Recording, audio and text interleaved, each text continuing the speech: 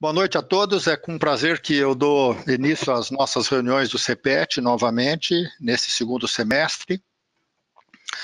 E já desde o começo do ano passado, eu tinha convidado o Dr. Alexandre Isola para poder participar de uma reunião nossa de terça-feira e, infelizmente, não deu para poder... ele não tinha agenda para as nossas reuniões naquela época e a gente então ficou de trazer o Dr. Alexandre assim que fosse possível, e isso foi possível já na nossa primeira reunião do segundo semestre. O Alexandre esteve conosco na nossa primeira reunião em 2020, quando o Covid estava começando a aparecer, né? E a gente tinha uma série de questões ainda em aberto sobre a pneumonia do Covid, sobre a lesão pulmonar, a insuficiência respiratória aguda grave, a SARA relacionada com o Covid, a maneira de ventilar. Acho que muitas coisas vieram se definindo ao longo do ano 2020 e 2021. Hoje já existe muito mais segurança em estabelecer algumas estratégias de suporte respiratório nessa doença. E nós passamos por períodos muito ruins aqui, acho que como o Brasil inteiro, né, em alguns momentos com mais de 200 pacientes no nosso grupo internados com Covid grave.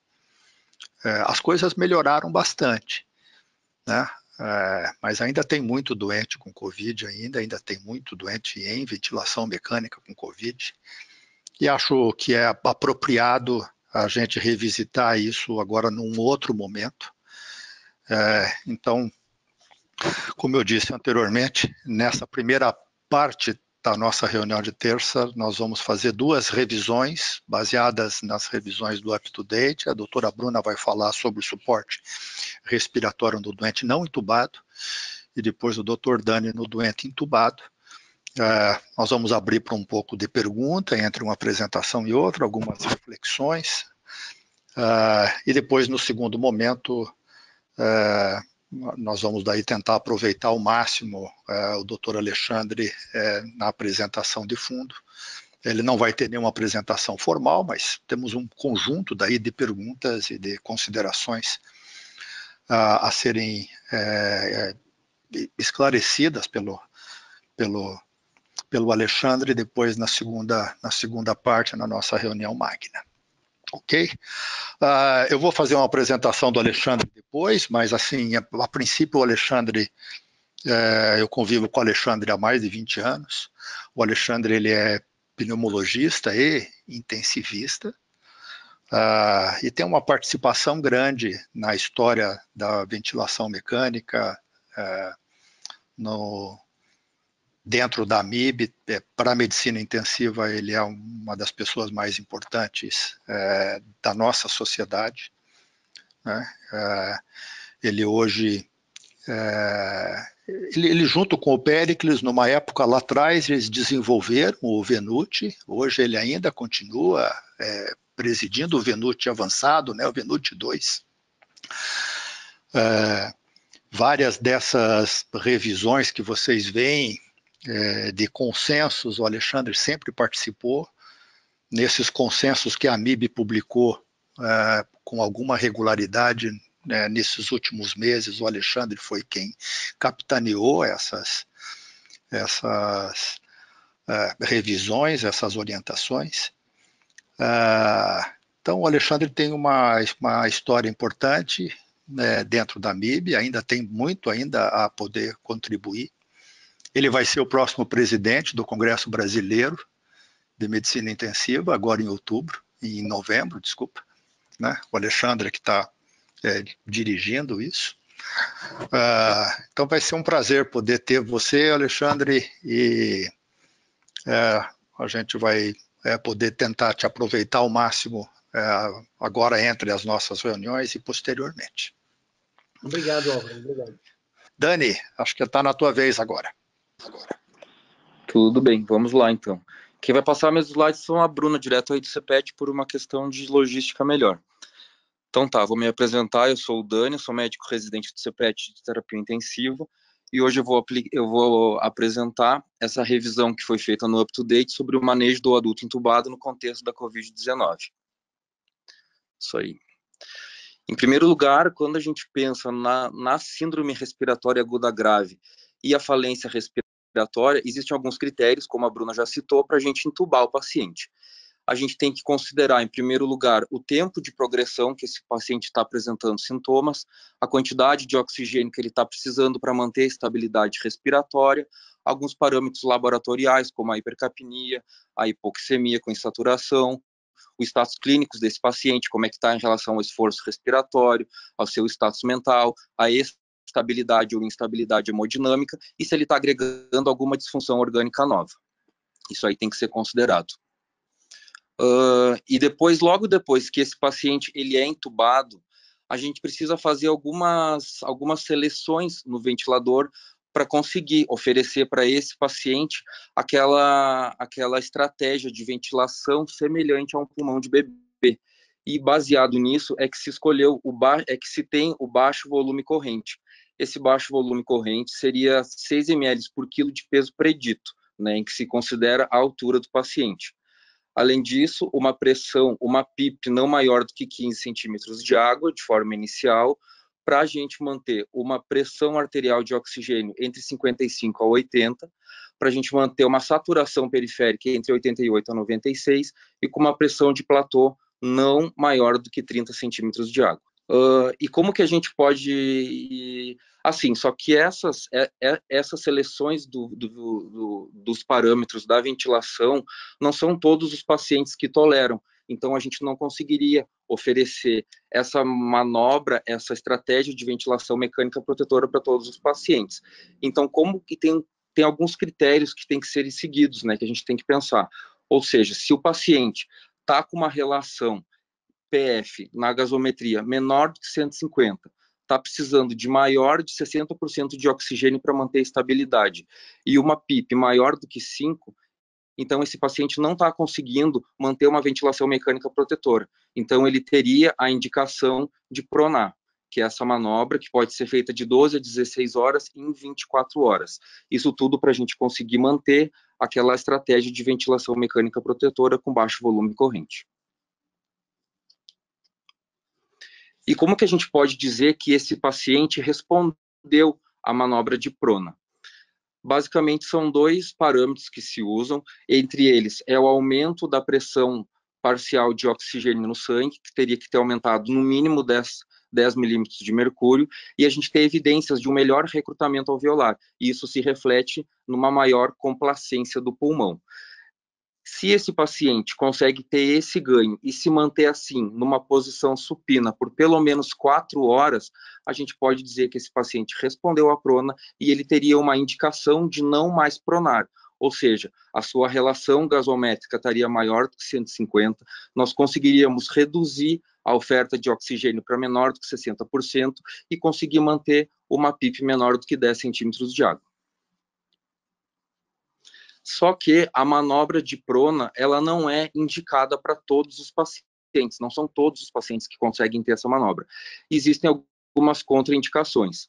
As contraindicações absolutas para a manobra seriam pacientes chocados, com sangramentos ativos, pacientes com múltiplas fraturas, com instabilidade da coluna espinhal, pacientes neurocríticos, grávidas ou pacientes que fizeram cirurgias no externo, né, tanto cirurgias traqueal ou com uma esternotomia. Aí são contraindicações absolutas à manobra de prona.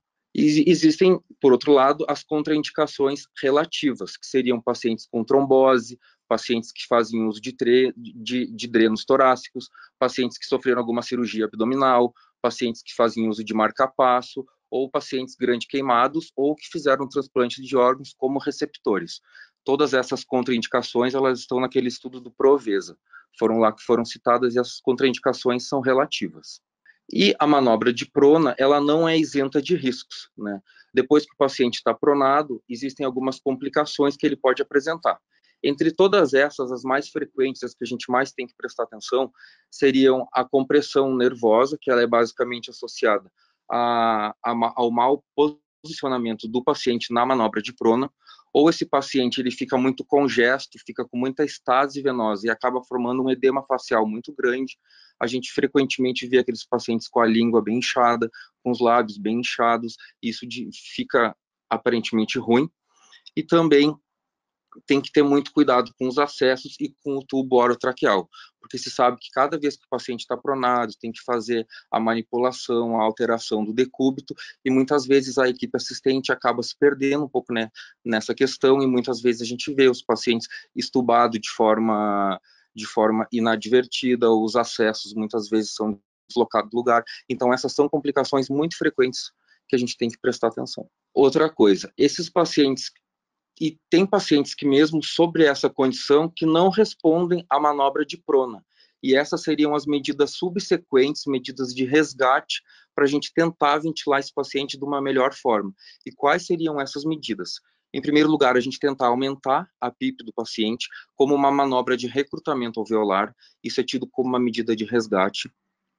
Algo que eu achei bem interessante, são o uso dos bloqueadores neuromusculares. Nesse artigo, eles trazem que eles não são a primeira escolha nas medidas de sedação do paciente para acoplar melhor o ventilador. Ele entra como uma medida subsequente de resgate para aqueles pacientes que não respondem à manobra de prona e aí uma medida adequada de sedação. Então, os bloqueadores neuromusculares entram como uma medida de resgate. Além disso, existem outras medicações que são os vasodilatadores pulmonares, que não se usa muito no Brasil, entre eles é o óxido nítrico, porque ele precisa de um mecanismo de entrega muito específico e de pessoal treinado para conseguir manejar, porque altera toda a fisiologia da forma pulmonar e de uma forma inalatória. Então, eu nunca vi usar, então acho que no Brasil não é muito usado também, mas é uma opção como uma medida subsequente de resgate para manobra de ventilação. E no último caso, também tem a terapia do ECMO, né, que daí se entra de uma forma realmente de exceção, porque é uma forma, em primeiro lugar, muito cara, que exige uma equipe muito treinada e que saiba manipular de forma muito intensa. Então, essas são as medidas subsequentes de resgate que o artigo coloca. E depois, segundo as recomendações da ARDSNET, a meta de oxigenação adequada para esses pacientes seria entre 88% a 95%. A gente, através de todas essas manobras, tem que buscar essa saturação arterial periférica para o paciente para dizer que ele está respirando de uma forma adequada. Não mais que isso, nem muito menos. Bom, além disso, como a gente sabe que os pacientes acometidos pela Covid-19, eles acabam tendo longos períodos de internamento, de ventilação mecânica, de tubo orotraqueal, a traqueostomia ela entra nesse contexto como uma forma, como uma alternativa para algumas situações, para aqueles pacientes que estão acordando, que a gente não consegue fazer o desmame adequado da ventilação mecânica, ou quando a gente estuba e o paciente tem uma falha na estubação, ou ele está muito secretivo, com edema de vias aéreas, então a traqueostomia ela entra como uma opção. E o tempo que a gente pode traqueostomizar esse paciente, ele varia de 14 a 21 dias, ou seja, de 2 a 3 semanas, se o paciente ainda tem a previsão de continuar sob a ventilação mecânica, a traqueostomia ela é uma opção, sim, que pode ser usada. E o artigo coloca como isso também. Agora, pensando no paciente da Covid-19 como um paciente crítico que está internado na UTI, ele entra com aqueles cuidados que a gente já tem com os pacientes normalmente. Entre eles, a gente tem que fazer a prevenção do tromboembolismo venoso e eles colocam a enoxaparina 40 mg como a primeira escolha ainda, né? E caso o paciente tenha alguma disfunção renal, ele fala que pode ser ajustado para 30 mg por dia, né, como uma forma de tromboprofilaxia. A gente tem que cuidar do manejo dos fluidos e dos eletrólitos do paciente, de forma que sempre se busque o balanço hídrico neutro a negativo, sempre também cuidando da função renal, ajustando as medicações, vendo como é que estão as infusões, se estão concentradas, o nível que está indo dessas infusões, sempre buscando o balanço hídrico negativo. Outra coisa que eles colocam é também sobre os níveis de sedação e analgesia.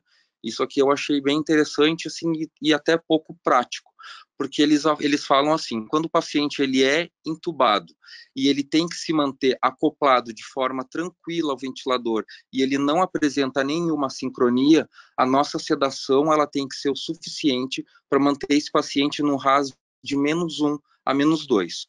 Caso esse paciente, quando acorde, comece a ter assincronias ventilatórias que se traduzam em duplo disparo, que fiquem lá hipoxêmicos, fiquem brigando com o ventilador, a gente pode aumentar a sedação de forma que o RAS desse paciente fique entre -2 a -3. E nós sempre fazendo ajuste nos ventiladores para adaptar o ventilador ao paciente e não o paciente ao ventilador. Mesmo assim, se o paciente tem uma assincronia grave, que mesmo com os ajustes ventilatórios para aquele paciente ele não consegue se acoplar, aí sim a gente pode entrar com bloqueio neuromuscular. E quando o paciente está bloqueado, daí nós objetivamos um RAS -5, que ele está totalmente entregue. Alguns cuidados mais genéricos também que o artigo cita, que seria o controle da glicose, que ficaria entre aquele intervalo de 140 a 180, também sobre a profilaxia de úlcera de estresse, que ele cita tanto o omeprazol como a cimetidina, fazer o monitoramento hemodinâmico desse paciente com uma linha de pressão arterial invasiva, para a gente tratar a febre desse paciente por ser um estado hipercatabólico, que o paciente já está sobre uma condição de estresse, naquela tempestade de citocinas, para a gente também priorizar a fisioterapia ventilatória precoce, ou seja, ventilação mecânica protetora com a ajuda da fisioterapia, buscando também a prevenção da PAV, né, que é a pneumonia associada ao ventilador, que a gente sabe que piora muito o prognóstico dos pacientes quando eles agregam mais uma sepse, mais uma disfunção. Outra coisa que o artigo fala que é interessante é sobre os glicocorticoides nesse contexto da Covid-19. De forma resumida, ele ainda defende a dosagem de 6 miligramas por dia por 10 dias e mostra que não há benefício dos pacientes usarem doses maiores de corticoide. Daí tem estudos que mostram que dexametasona 20 miligramas por 5 dias e depois reduzir para 10. Isso não é comprovado que seja melhor do que dexametasona 6 miligramas por dia. Então, o artigo traz que caiu por terra essa ideia. Outra coisa, né? Daí ele fala das complicações que esses pacientes que estão internados muito tempo, estão sob ventilação mecânica protetora, muitas vezes bloqueados, sedados, pronados, acabam fazendo múltiplas complicações. E essas complicações, elas são multissistêmicas.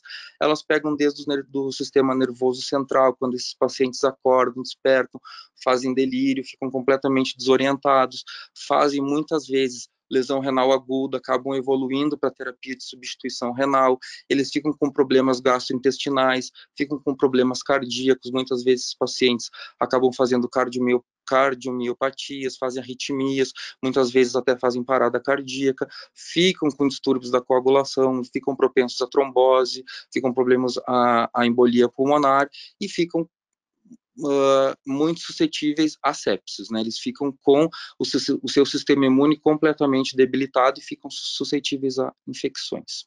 Então, essas seriam as complicações multissistêmicas dessa doença. E, por fim, algo bem interessante que ele coloca são os problemas de fim de vida. Ou seja, por se tratar de uma doença nova, muito estigmatizada, e que quando os pacientes internam dentro da UTI, eles ficam completamente longe dos seus familiares, os familiares acabam não podendo entrar dentro da UTI, não tem aquele contato com o paciente, então isso acaba gerando muita angústia para o paciente, para o familiar e para a equipe médica e de psicologia que tem que ficar entremeando essas relações. Então, eles falam assim, que quando o paciente já interna, a gente consegue entender a gravidade e daí ter uma ideia de prognóstico, já abordar de forma precoce toda essa gravidade com a família. Expor, falar de forma clara, acolher, para isso a gente poder dar uma melhor atenção e o melhor cuidado para o paciente. Então, pensando desde o início, antes da intubação, da ventilação, das complicações, tudo cuidar, inclusive desses cuidados de fim de vida. É isso aí, obrigado. Muito bem, Dani, obrigado. Acho que antes de fazer algumas perguntas para vocês diretamente. Quero dizer que esses últimos 18 meses de residência foram intensivas, né, no cuidado do doente respiratório. Eu percebo até nas nossas reuniões, assim, que vocês não podem mais nem ouvir falar mais em ventilação mecânica, que querem outros assuntos. Mas os doentes que têm, muito frequentemente é o doente com Covid. Acho que a experiência que vocês tiveram com doentes graves, ventilatórios, prolongados, né? Porque o Covid muito, não pouco, muito diferente das outras SARAs, são, sei lá, aquelas SARAs que frequentemente ficam 2, 3, 4, 6 semanas internados, que são desafiadores em diversos aspectos. Eu vou resumir rapidamente aqui. Acho que o que o Dani mostrou é que, no final das contas, as indicações de intubação orotraqueal acabaram se tornando as clássicas. A ventilação mecânica protetora, depois o Alexandre vai nos dizer se existe diferença com relação a outras SARAs ou não, e de que forma a pneumonia por Covid se comporta de uma forma diferente e que, eventualmente, algumas estratégias de ventilação podem fazer diferença nesses doentes com relação às outras SARAs. Vocês cansaram de colocar doentes em prona, né? Acho que até vocês se tornaram, em algum momento, até meio mal educados com a prona, no sentido de que, deixa o doente em prona, né? Quantas vezes eu não vi o doente 36 horas, 48 horas em prona?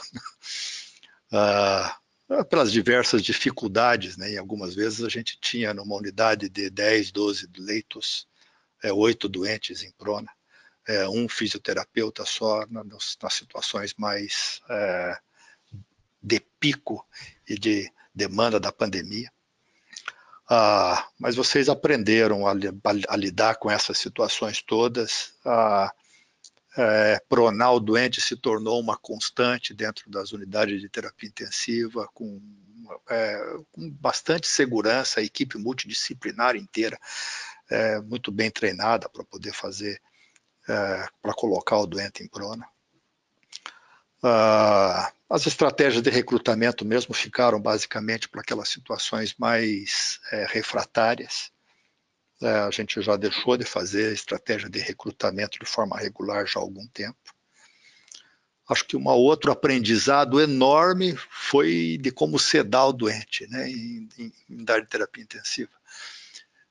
O Dani, por exemplo, que é anestesista, acho que você nunca viu sedar doente como a gente seda em unidade de terapia intensiva, com drogas absolutamente inovadoras, né? Como, por exemplo, sedar cronicamente os nossos doentes com fenobarbital, com tiopental, por exemplo, na falta de outras drogas. Mas a gente também aprendeu de que o Danilo pode comentar alguma coisa. Muitos doentes que podiam ficar com pouca sedação e até sedação intermitente. Então a gente teve até doentes hipersedados numa ponta e eventualmente doentes que ficaram bem na falta ou na escassez de sedativos, com pouca sedação e com sedação intermitente. Talvez quisesse ouvir um pouco a experiência de vocês, porque de uma forma não sistematizada e não randomizada, vocês puderam fazer várias avaliações de diversas formas de sedação, porque muito frequentemente, principalmente em março, em abril, naquele pico, a sedação era feita com aquilo que tinha na prateleira, com aquilo que tinha disponível. Acho que nunca fizemos tanto ECMO em alguns hospitais. Vocês realmente não gostam de traqueostomia.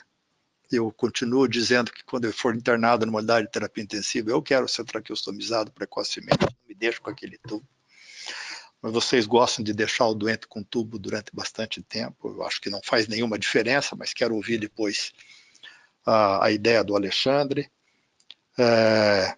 tromboembolismo venoso realmente faz parte da rotina desses doentes. Anticoagular de uma forma rotineira, aparentemente, realmente não faz diferença. É só ficar atento para essa complicação. Corticoide para todo mundo. Mas não tenho bem certeza se isso realmente tem um efeito benéfico. Eu sou mais cético. Mas as recomendações nesse momento, obviamente, são para 6 miligramas de dexametasona durante 10 dias para todo mundo. Perfusão, glicemia, muito doente com barotrauma.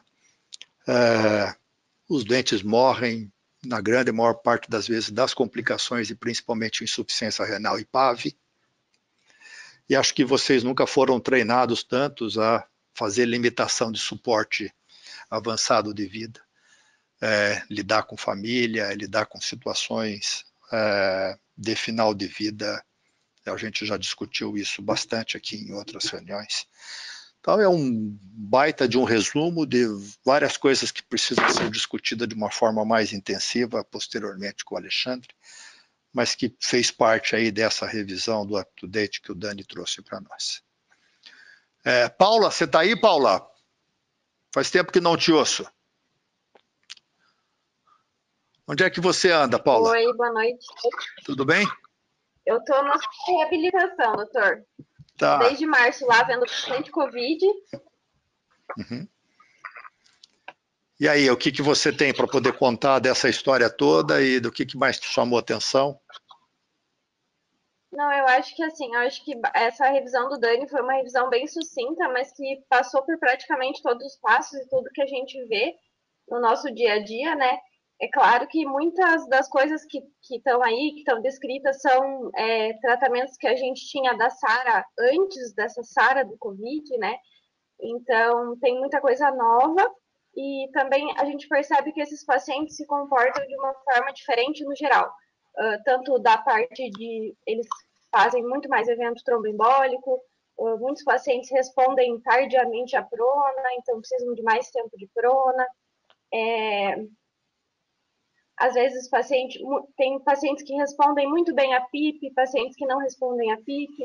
Então, eu acho que a gente precisa individualizar bastante isso, porque a gente não conhece tão bem essa doença, né? Então, acho que é bem importante, conforme a gente vai conhecendo os doentes e conhecendo a doença, a gente individualizando os perfis de paciente que a gente trabalha. E outra coisa que eu acho bem importante de citar é essa questão do final da aula, que falou sobre a limitação do suporte. Eu também acho uma coisa bastante difícil, porque é uma doença que a gente não conhece bem, a gente não sabe como vai se comportar. Eu não tenho segurança para falar que um paciente não vai se recuperar, que a lesão pulmonar é irreversível. Às vezes a gente vê umas tomografias horríveis que, se a gente visse antes, a gente falaria, não, essa pessoa não vai conseguir sobreviver, não vai conseguir viver sem oxigênio e, sei lá, 3, 4 semanas depois, o paciente está indo de alta em ar ambiente. Então, eu acho que é bastante difícil também da gente conseguir prognosticar esse paciente, né? A não sei quando está numa fase muito terminal, com múltiplas disfunções, mas a lesão pulmonar eu ainda tenho bastante dificuldade também. Se você consegue suportar esse doente e ir tratando as complicações que ele apresenta de uma forma, não digo eterna, mas durante bastante tempo, muitos desses doentes acabam se recuperando, com alguma sequela respiratória, obviamente, mas todos nós temos várias histórias de doentes crônicos, ficaram várias semanas internados e que puderam se recuperar posteriormente. Obrigado, Paula. Alguém quer fazer mais algum comentário? Murilo? Luísa? Andriolo?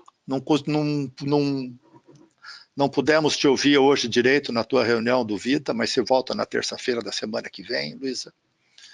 Oi, doutor.